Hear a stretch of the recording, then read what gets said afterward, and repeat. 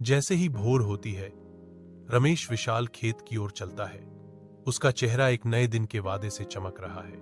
मिट्टी की समृद्ध खुशबू उसकी इंद्रियों को भर देती है, जो भूमि के साथ एक गहरा संबंध जगाती है।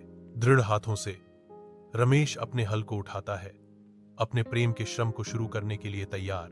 रमेश जब अपना काम शुरू करता है तो हल का फल आशा का गीत गाता है। मिट्टी के हर फेर में रमेश फुसफुसाते हैं, हर बीज एक उम्मीद। अपने विनम्र घर के हृदय में रमेश की पत्नी चूल्हा तैयार करती है, जो दोपहर की ठंड के खिलाफ गर्मी की किरण है।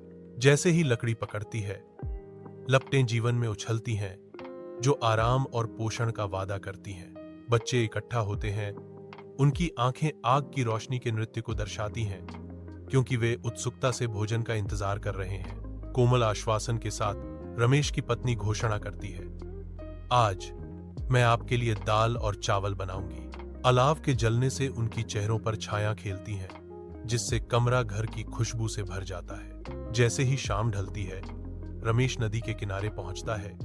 डूबता सूरज लंबी परछाइयां डालता है। वह पानी के बर्तनों को भरता है, यह जानते हुए कि उसे अपने परिवार के जीवित रहने के लिए कितना वजन उठाना होगा।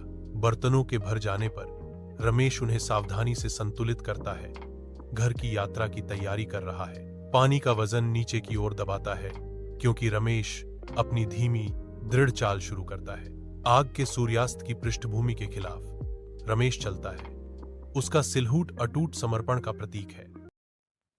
जैसे ही भोर होती है, रमेश विशाल खेत की ओर चलता है। उसका चेहरा एक नए दिन के वादे से चमक रहा है। मिट्टी की समृद्ध खुशबू उसकी इंद्रियों को भर देती है, जो भूमि के साथ एक गहरा संबंध जगाती है। दृढ़ हाथों से रमेश अपने हल को उठाता है, अपने प्रेम के श्रम को शुरू करने के लिए तैयार। रमेश जब अपना काम शुरू करता है तो हल का फल आशा का गीत गाता है। मिट्टी के हर फेर में रमेश फुसफुसाते हैं, हर बीज एक उम्मीद। अपने विनम्र घर के हृदय में रमेश की पत्नी चूल्हा तैयार करती है, जो दोपहर की ठंड के खिलाफ गर्मी की किरण है।